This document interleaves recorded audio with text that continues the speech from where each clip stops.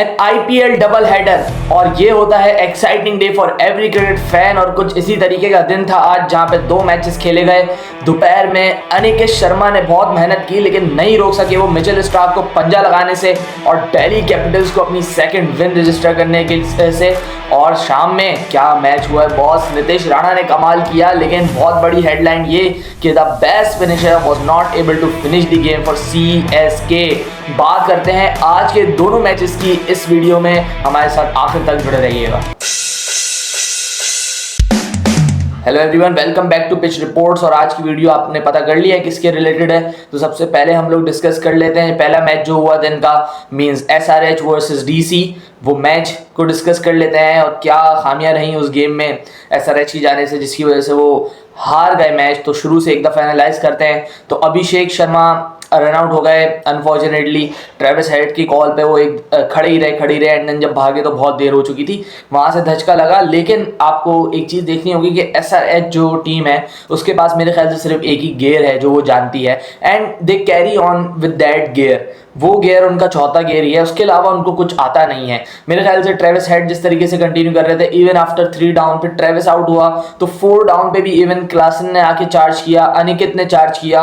They were not looking at any point of time कि हम लोग रोक लें या विकेट सेव कर लें, नहीं, वो उनकी थिंकिंग से आउट है बिल्कुल। वो लोग चाहते हैं कि हम लोग जितने ज्यादा रन एड ऑन कर सकें वो हमारे लिए बेहतर है, और वही हम देखते हैं कि वो लोग रन ज्यादा लगा देते हैं पावर प्ले में। इवन 4 आउट थे तब भी उनकी अप्रोच की वजह से दे वर 60+ इन द पावर प्ले, जिसकी वजह से वो इवेंचुअली एक अच्छे टोटल पे, एक मुनासिब टोटल पे, एक फाइटिंग टोटल पे जाके खड़े हुए। लेकिन तारीफ करनी पड़ेगी बॉस इधर अनिकेत शर्मा की, क्योंकि भाई बात ये है कि कोई लड़का आप देखें इंडियन क्रिकेट में, कोई लड़का जिसको हम नहीं जानते, जिसको कोई आम सा क्रिकेट फैन नहीं जानता, सिर्फ वो जानते होंगे जो इंडियन क्रिकेट को बहुत अच्छे से फॉलो करते होंगे, रणजी अच्छा देखते होंगे, सैयद मुश्ताक अली ट्रॉफी पे गहरी नजर रखते होंगे, तो शायद वो जानते हो अनिकेत शर्मा को। लेकिन कोई ऐसा बंदा जो सिर्फ साल साल आईपीएल देखे या सिर्फ इंडिया के मैचेस देखे, वो अनिकेत को नहीं जानता। और फिर आज की बैटिंग देखी जिसने, वो उसको पता चला है कि अनिकेत किस कैलिबर का प्लेयर है। उसने क्या छक्के मारे हैं बॉस, क्या कमाल बैटिंग की है under pressure when you are 4 down. उस वक्त आपने अपने शॉट्स नहीं रोके, और ये बहुत बड़े प्लेयर की निशानी है। एंड मैं ये बात बहुत दफ़ा जिक्र करता रहता हूँ कि इंडियन जो क्रिकेट है वो सिर्फ और सिर्फ टैलेंट प्रोड्यूस नहीं कर रही, they are producing products, they are producing international product जो कि आप फॉरन यूज कर सकते हैं into the team.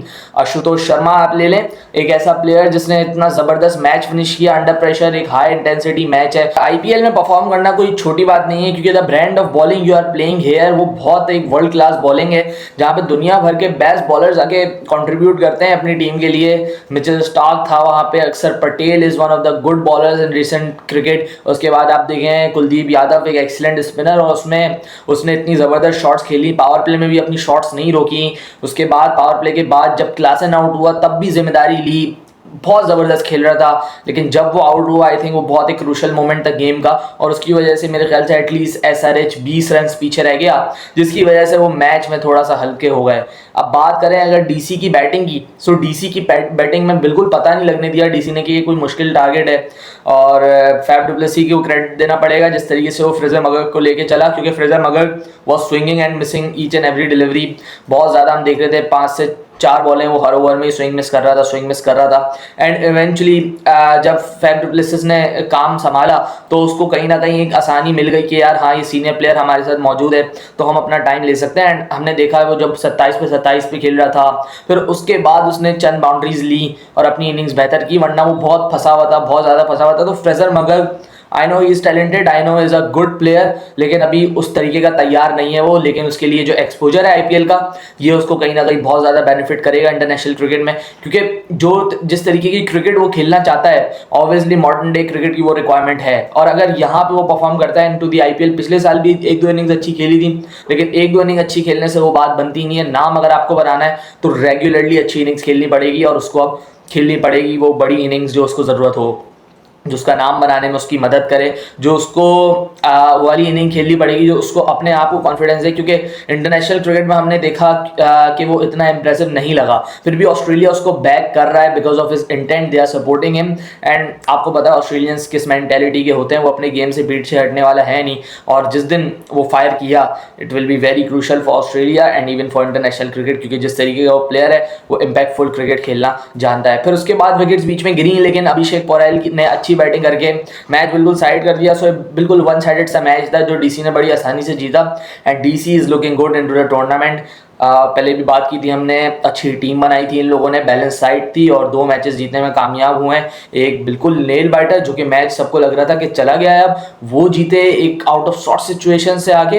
And then उसके बाद एसआरएच जो टीम फेवरेट, हॉट फेवरेट थी, उसको पहले बॉलिंग करते हुए पकड़ा और आसानी से मैच जीता यहाँ पे। So credit to DC. अब आ जाता है अपने शाम वाले मैच की तरफ। तो भैया क्या क्लोज गेम हुआ, बहुत ज़बरदस्त मैच हुआ, देखने में मज़ा आया, आखिर तक गया मैच। और बात कर लेते हैं अब यहाँ पे आरआर की बैटिंग की। तो यशस्वी जायसवाल अगेन फेल्ड, और हम ये बार बार बोल रहे हैं कि अगर यशस्वी को अपना नाम बनवाना है इनटू दी वनडे क्रिकेट तो उसका परफॉर्म करना यहाँ पे लाजमी है, क्योंकि हमें पता है जो कंपटीशन है इधर for that specific opening slot वो कितना ज्यादा है। अभिषेक शर्मा आप ले लें, फिर शुभमन गिल आपके पास है, फिर ईच एंड एवरी प्लेयर आप देखें एक से एक तगड़ा ओपनर है, ओपनिंग के लिए बहुत कंपटीशन है। तो अगर आपको अपनी वर्थ प्रूव करनी है इधर तो परफॉर्म करना पड़ेगा, and RR is dependent on him specifically.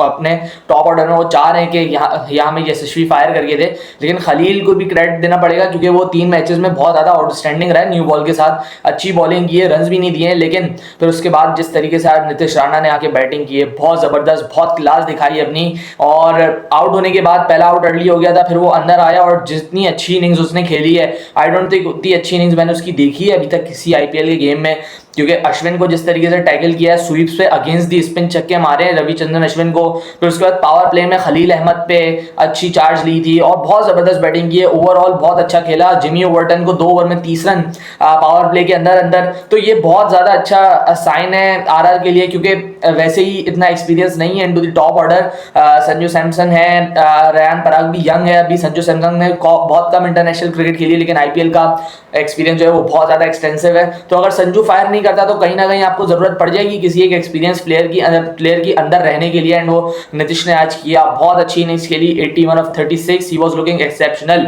लेकिन फिर आप वही देख लें जो जिक्र हम लोगों ने यहाँ पे टीम प्रीव्यू में किया वो यहाँ पे सामने आता जा रहा है। मैंने आपको बोला था कोई एक अच्छा ऑलराउंडर आरआर के पास नहीं है, and that will affect them going into the game.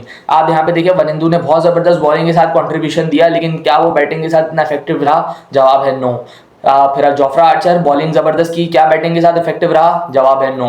So again आपको एक क्वालिटी ऑलराउंडर ढूंढने की यहाँ पे जरूरत है जो कि आपकी टी20 क्रिकेट में बहुत ज्यादा फायदा कर सकता है, लेकिन नहीं है आरआर के पास, और यही मसला है आरआर की टीम में। अभी तो चले टूर्नामेंट का शुरू है, लेकिन आई डोंट थिंक कि ये बड़े मैचेस इस कॉम्बिनेशन के साथ बड़े मैचेस विदाउट एन ऑलराउंडर कभी जीत पाएंगे, और मैं नहीं समझता जिस टीम के पास फायरी ऑलराउंडर्स ना हो वो कॉम्पिटिशन में आगे बढ़ सकती है। और इसका बहुत बड़ा प्रूफ हमने देखा कि पहले 11 ओवर में आप बनाते हैं 120 रन, एंड देन आखिरी के 9 ओवर में आप सिर्फ 60 रन जोड़ पाते हैं, अपनी इनिंग्स को 180 पे कंक्लूड करते हैं। सो this was because you didn't have that fire power in the middle order, जो कि जरूरत है आजकल की टी20 क्रिकेट में। रयान लंबा लेके जाने की कोशिश कर रहा था, लेकिन उससे हुआ नहीं। शिमरॉन हेटमायर फायर नहीं किया, you didn't have anything else, and eventually आप 9 ओवर में 60 रन बनाते हैं, जो अगर किसी अच्छी टीम के खिलाफ बनाएंगे, आरसीबी के खिलाफ बनाएंगे, एसआरएच के साथ बनाएंगे, तो नहीं छोड़ेंगे ये लोग आपको। आपकी वीकनेस अगर किसी अच्छी टीम ने पकड़ ली तो नहीं छोड़ेगी वो आपको। फिर अगर हम आ जाएं यहाँ पे बैटिंग पे सीएसके की, तो देखिए जो बातें हम लोगों ने टीम प्रीव्यूज में की थी वो बातें यहाँ पे सामने आती जा रही हैं। जो वीकनेसेस हमने बताई थी उसी वजह से जो टीम हार रही है वो मार खा रही है, एंड हमने बहुत वाज़ेह लफ्जों में बोला था कि CSK is not having any fire power in their batting lineup. उनके कप्तान को देख लें, लंबी इनिंग खेलने वाला प्लेयर है। सचिन रविंद्रा लंबी इनिंग खेलने वाला प्लेयर है। राहुल त्रिपाठी थोड़ा जबरदस्त अच्छा प्लेयर है, मतलब तेज खेल सकता है, लेकिन वो फॉर्म में ही नहीं है क्योंकि वो इतनी क्रिकेट खेलता ही नहीं है। वो आईपीएल खेल रहा है, उसके बीच में वो डोमेस्टिक खेल रहा है, तो मतलब फर्क तो पड़ेगा ना भाई। तो उसके बाद अगर आप ऊपर से 3 आपके टॉप 3 लंबी खेलने वाले प्लेयर हैं तो शिवम दुबे के ऊपर कितनी ज़्यादा जिम्मेदारी आ जाती है। और आप सोचें कि अगर जिस दिन शिवम नहीं चलेगा तो आपका स्कोर क्या होगा, 160 150। जो गलतियां पाकिस्तान करता है इनटू इंटरनेशनल क्रिकेट वो गलती सीएसके ने की है इधर। आपका कप्तान जो है वो लंबी इनिंग्स करने वाला प्लेयर है एंड उसमें इतनी ज़्यादा कैपेबिलिटी नहीं है कि वो छक्के मारे आगे निकल के जैसे बाकी के प्लेयर्स मारते हैं या लगाते हैं। और वही देखा हमने, ऋतुराज ने कितनी लंबी बैटिंग की बट क्या फायदा हुआ उसको, टीम को नहीं, कोई फायदा नहीं हुआ because he didn't convert that innings. उसने सही है बिल्ड कर ली, मुश्किल सिचुएशन में आया था, आप 100 चीजें कह सकते हैं, लेकिन he didn't convert that innings into a big one. और जिसकी जरूरत थी वहां पे वो टीम को इस मरहले पे छोड़ के चला गया जहां पे रिक्वायर 100 ऑलमोस्ट 13-14 का था। और धोनी से एक्सपेक्ट कर रहे थे कि वो इस ओवर में भी आगे वो टारगेट चेस करे और धोनी और जडेजा ने कोशिश की, लेकिन at the end of the day बहुत ज्यादा रन्स रह गए थे जब ऋतुराज आउट हुआ। कुछ 4 ओवर में 60 या 55 रन इस तरीके से छोड़ के गया वो। तो ये जिम्मेदारी है कप्तान की भाई। आप अगर पहले ओवर से इन हो विकेट पे और आप यहाँ पे खेले जा रहे हो तो आपकी जिम्मेदारी है कि आप यहाँ पे मैच फिनिश करके दो अपनी टीम को। तो दोनों टीम्स को आप सोचने की जरूरत है, क्योंकि एक टीम जो कि फायर पावर में लैग कर रही है और दूसरी टीम जो कि ऑलराउंडर्स में लैग कर रही है। और फायर पावर और ऑलराउंडर ये T20 की मॉडर्न डे क्रिकेट की नीड है, मोस्ट इंपॉर्टेंट चीज है। जिस टीम के पास अगर ये नहीं है वो टीम बहुत ज्यादा पीछे है। So both of them need to really think about their options. और क्या आप 11 खिलाएंगे उसमें बहुत ज्यादा डिपेंड करता है कि आगे टूर्नामेंट में प्रोग्रेस कैसी रहेगी, क्योंकि इन कॉम्बिनेशंस के साथ आई डोंट थिंक कि ये टीम्स टॉप 4 में अपनी जगह बना पाएंगी। क्योंकि आपको पता है T20 क्रिकेट की क्या डिमांड है आजकल, और कोई टीम अगर T20 की डिमांड पूरी ना करे आई डोंट थिंक वो इतना कंपटीशन में आगे जा सकती है। So this was all from our video. अगर आपको वीडियो पसंद है तो लाइक कर सकते हैं, चैनल को सब्सक्राइब कर सकते हैं। मिलते हैं किसी और वीडियो में, जब तक के लिए अपना ख्याल रखिएगा। अल्लाह हाफिज़, ईद मुबारक।